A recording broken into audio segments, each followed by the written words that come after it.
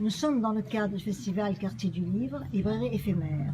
Et nous sommes avec Noreen Chai et son livre Sagesse animale ou comment les animaux peuvent nous rendre plus humains. Eh bien, je vous écoute, racontez-moi. Comment les animaux peuvent nous rendre plus humains? C'est lorsqu'ils nous rappellent à quel point nous sommes des êtres sensibles, d'émotions, de passion, qu'on retrouve justement chez l'animal et qui vont nous permettre de revenir à cet état d'animalité qui finalement est un chemin, une porte d'entrée vers une certaine humanité qu'on a oubliée. C'est un bon sujet. Et vous êtes vétérinaire de l'aménagerie du Jardin des Plantes? C'est ça, une dame. Et c'est de là que vous est venue cette idée d'écrire sur cette sagesse animale? C'est après, on va dire, 25 ans de relations entre intimes et assez musclées, puisque je suis leur vétérinaire, donc j'ai un rapport particulier.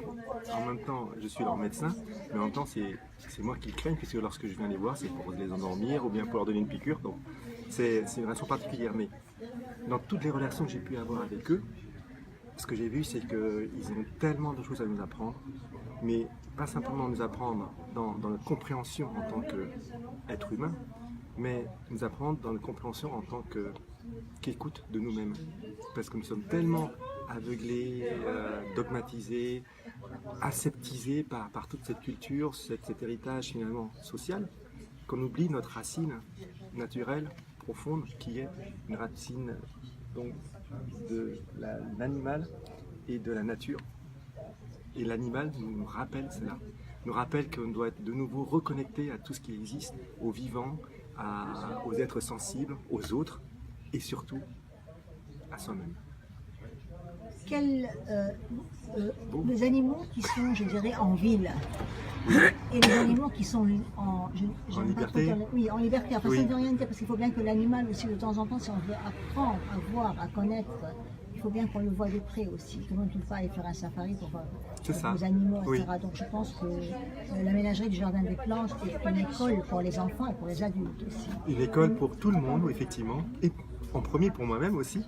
Mais vous savez, les animaux, on n'a pas besoin aussi d'aller les voir à la ménagerie, ils sont partout. Vous avez des corbeaux, des pigeons, des chats, des chiens. On apprend de tout le monde.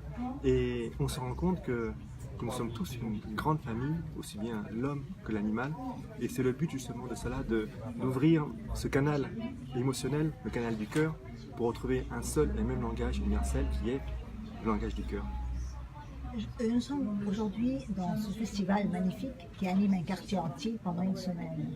Votre place dans ce festival, comment la vivez-vous? Je l'ai vu d'une façon très humble parce que je ne suis pas un grand, voire même je ne suis pas un écrivain, je suis un scientifique d'abord. Et j'ai beaucoup de plaisir à côtoyer des vrais écrivains. J'apprends beaucoup d'eux, j'apprends de leur monde et de leur sensibilité et c'est un réel plaisir d'être ici. Oui.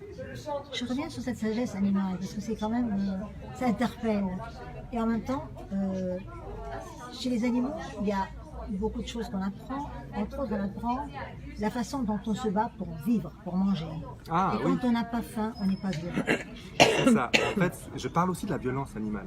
Attention, reconnaître et apprendre des animaux, il faut les voir tels qu'ils sont. Donc l'erreur, c'est soit de les sublimer, l'animal est magnifique, soit de les rabaisser en disant l'animal est une machine.